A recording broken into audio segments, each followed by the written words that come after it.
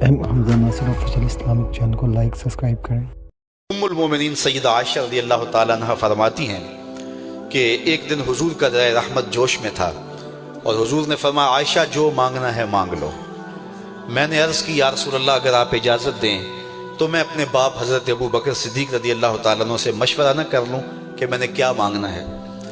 تو فرمایا کہ جاؤ مشورہ کر لو، مشورے کی اجازت بھی ہو گئی۔ میں اپنے والد گرامی کی خدمت میں حاضر ہوئی اور کہا کہ دریائے رحمت جوش میں ہے اور رحمت کا باڑا برس رہا ہے۔ حضور نے فرمایا عائشہ جو مانگنا ہے مانگ لو، یہ اتنا سنہری موقع ہاتھ آیا ہے تو میں چاہتی ہوں کہ کوئی مانگوں تو اہم شے مانگوں، تو آپ کی خدمت میں حضور سے اجازت پا کے حاضر ہوئی ہوں، مجھے بتایا جائے کہ میں حضور سے کیا مانگوں تاکہ کوئی چھوٹی چیز نہ مانگوں، بڑی چیز مانگوں۔ تو حضرت ابو بکر رضی اللہ تعالیٰ عنہ نے فرمایا کہ بیٹا حضور سے جا کے کہنا کہ معراج کی خلوت خاص میں اللہ نے آپ سے جو راز کی باتیں کی تھی ان باتوں میں سے ایک بات بتا دو۔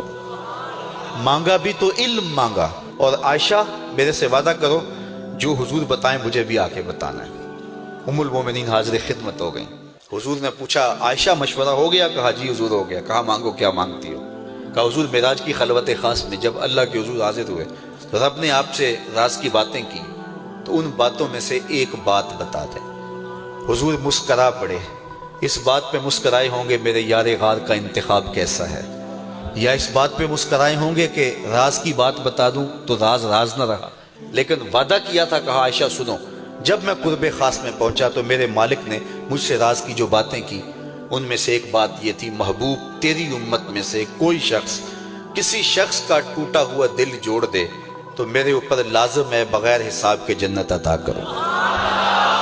ام المومنین بہت خوش ہوئی اور اپنے والد گرامی سیدنا ابو بکر صدیق رضی اللہ تعالیٰ عنہ کے پاس آئیں اور ساری کہانی سنائی۔ بہت خوش تھی، لیکن حضرت ابو بکر صدیق رضی اللہ تعالیٰ عنہ نے سنا تو رونے لگے۔ تو ام المومنین سیدہ عائشہ رضی اللہ تعالیٰ عنہ نے عرض کیا میرے والد گرامی یہ بات رونے والی تو نہیں ہے، ہم بسا اوقات کسی دکھی کے کام آ جاتے ہیں، کسی کا دکھڑا بیٹھ کے سن لیتے ہیں، کسی کی ڈھارس بنا دیتے ہیں، کسی کے کام آ جاتے ہیں، یہ تو بخشش کا بہانہ ہاتھ آ گیا اور آپ اس پہ رو رہے ہیں۔ تو فرمانے لگے عائشہ اس کو معکوس بھی پڑھو، تصویر کا دوسرا رخ بھی دیکھو۔ اگر کوئی شخص کسی کا ٹوٹا ہوا دل جوڑ دے تو بغیر حساب کے جنت میں جائے گا، اس کا دوسرا رخ یہ ہے اگر کوئی کسی کا دل توڑ بیٹھے تو سیدھا جہنم میں جائے گا۔ میں اس بات پہ رو رہا ہوں کہ ہم سے کسی کا دل نہ ٹوٹ گیا ہو۔ تو آج کی اس مجلس کے اندر کیا یہ دو باتیں میں اور آپ اپنے پلے باندھ سکتے ہیں؟ ایک کا تعلق حقوق العباد سے ہے اور ایک کا تعلق حقوق اللہ سے ہے۔ حقوق اللہ میں سب سے اہم چیز نماز ہے، اور پہلا سوال قیامت کے دن نماز کا ہی ہوگا۔ بلکہ حضور نے معراج میں جو مختلف مظاہرے دیکھے ان میں ایک چیز یہ بھی دیکھی، کچھ لوگوں کے سر پتھر سے کچلے جا رہے تھے، پھر صحیح ہو جاتے پھر کچلے جاتے۔ جبریل سے پوچھا یہ کون لوگ ہیں؟ تو کہا آپ کی امت کے یہ لوگ وہ لوگ ہیں کہ جن کے سر نماز سے بھاری رہتے تھے۔ نماز کا کہو نہ بے نمازی کو، تو وہ پہلا بہانہ تو یہ لگائے گا کہ میرے کپڑے ٹھیک نہیں ہیں۔ میرے بزرگ فرمایا کرتے تھے تیرے کپڑے کیسے پاک ہو سکتے ہیں؟ تو رب کے حضور جھکنا نہیں جانتا، آ اس کے حضور جھکنا سیکھ لے، وہ تیرا لباس بھی پاک کر دے گا، تیرا دل بھی پاک کر دے گا۔ تو دوسرا بہانہ یہ ہوتا ہے کہ ہفتے کو شروع کروں گا جی، پہلی تاریخ سے شروع کروں گا۔ یہ وہ بندہ کہہ رہا ہے، ہفتے کا وقت وہ دے رہا ہے جس کے پاس ایک لمحہ بھی اپنا نہیں ہے، جس کو یہ نہیں پتا کہ اٹھنے والا اگلا قدم کہاں ہوگا۔ وہ کہتا ہے انشاءاللہ ہفتے سے شروع کروں گا، فجر سے شروع کروں گا۔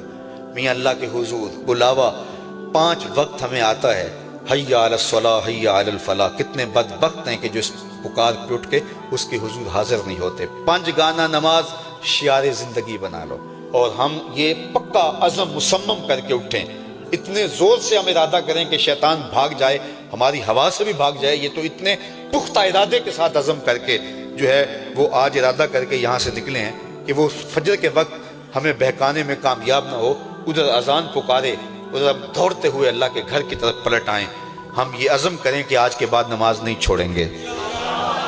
اللہ مجھے آپ کو 5 گانا نماز کی توفیق نصیب کرے، اور ہمیں توفیق نصیب کرے کہ ہم کسی کے دل شکستگی کا سامان نہ کریں۔ ٹوٹے ہوئے دل جوڑ سکیں تو ضرور جوڑیں، اور کسی کا دل توڑنے سے ہم گریز کریں اور اپنی زندگی کو ایک خوبصورت پیرائے کے اندر گزارنے کا ارادہ کریں۔ حمزہ ناصر آفیشیل اسلامک چینل کو لائک سبسکرائب کریں۔